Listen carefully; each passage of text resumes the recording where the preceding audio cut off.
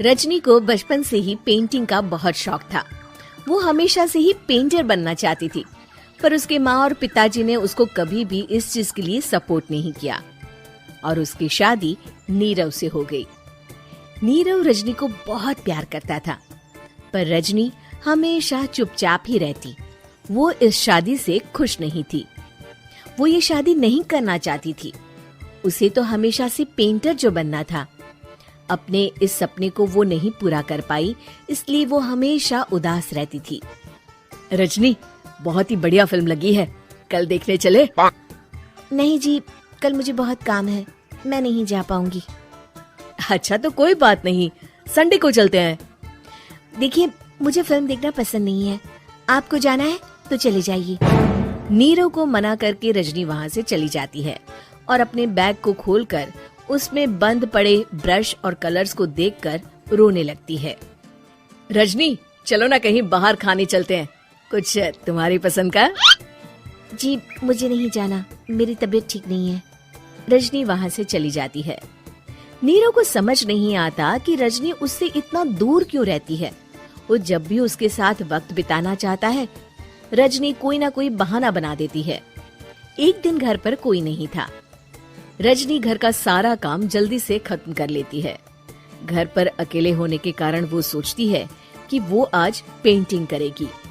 वो अपने कमरे में जाकर पेंट ब्रशेस और कलर्स निकालकर जैसे ही कलर मिक्स कर रही होती है कि दरवाजे पर बेल बज जाती है। अब कौन आ गया इस वक्त? इतनी मुश्किल से तो मुझे पेंट करने का मौका मिला है। रजनी दरवाजा खोलती है तो उसकी सास अपनी सहेलियों के साथ खड़ी होती है और सब घर के अंदर आ जाते हैं। अरे बहू, सबको शरबत बनाकर पिला दे, बाहर तो बड़ी गर्मी है। उफ। जी। रजनी पेंट ना कर पाने से उदास हो जाती है। उसे गुस्सा भी आ रहा होता है कि उसने इस शादी के लिए हाँ क्यों कह दी। वो रसोई में जा रही होती है कि उसकी सास उसे रोकती है। बहू, सबके खाने का भी इंतजाम कर लेना, आज का लंच तो ये सब यहीं करेगी। हाँ। रजनी बिना कुछ कहे रसोई में चली जाती है। सबके लिए खाना बनाती है। सब खाना खाते हैं और रजनी घड़ी देखती है कि ये सब कब जाएंगे ताकि वो अपनी पेंटिंग कर सके। जब शाम होती है तब सब चले जाते हैं अपने घर। अरे बहू, सब तेरे खाने की तो बहुत तारीफ कर रहे थे, सबको बहुत अच्छा लगा खाना। आपको मुझे सुबह बताना चाहिए था ना कि आपकी सहेलियां आ रही हैं। पता भी है कितना वक्त लगा सारा खाना बनाने में। अरे बहू, तू ऐसे कैसे बात कर रही है मुझसे? तो और कैसे बात करूं? मैं इस घर की कोई नौकरानी नहीं हूँ कि इतना काम करूंगी। रजनी अपने कमरे में जाकर दरवाजा बंद कर लेती है। शाम को जब नीरव आता है तो उसकी माँ उसे पूरी घटना के बारे में बताती है। क्या रजनी ने आपसे इस तरह बात की माँ? हाँ, और पता नहीं उसे क्या हो गया है, शाम से बाहर भी नहीं आई है। मैंने तो कई बार आवाज दी, खाना भी नहीं खाया उसने। तू ही बात करके देख ले बेटा।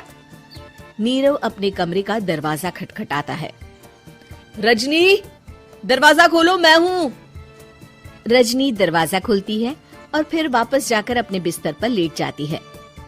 रजनी, माँ से बात करने का ये क्या तरीका है? मैंने कोई गलत बात नहीं की है। अरे तुम क्यों ऐसे बर्ताव कर रही हो सबके साथ? क्या तुम इस शादी से खुश नहीं हो? रजनी कुछ नहीं बोलती। अरे बताओ मुझे रजनी, क्या ये शादी तुम्हारी मर्जी के खिलाफ हुई है? हाँ, मैं ये शादी कभी नहीं करना चाहती थी। तुमसे क्या, मैं किसी से भी शादी नहीं करना चाहती थी। रजनी रोने लगती है। चुप हो जाओ रजनी, बताओ मुझे, तुम क्यों नहीं करना चाहती थी शादी? रजनी बेड के नीचे से अपने पेंटिंग्स, कलर्स, ब्रश, पेपर्स निकालती है। इतने में उसकी सास भी कमरे में आ जाती है। ये देख रहे हो, ये थे मेरे सपने। मैं पेंटर बनना चाहती थी, पर माँ पापा ने कभी सपोर्ट नहीं किया और मेरी शादी करवा दी। मेरे सारे सपने टूट गए। हर वक्त बस गुस्सा आता रहता है मुझे। मैं जानती हूँ कि आप लोगों की इसमें कोई गलती नहीं है, पर मैं क्या करूँ, मुझे समझ में नहीं आता।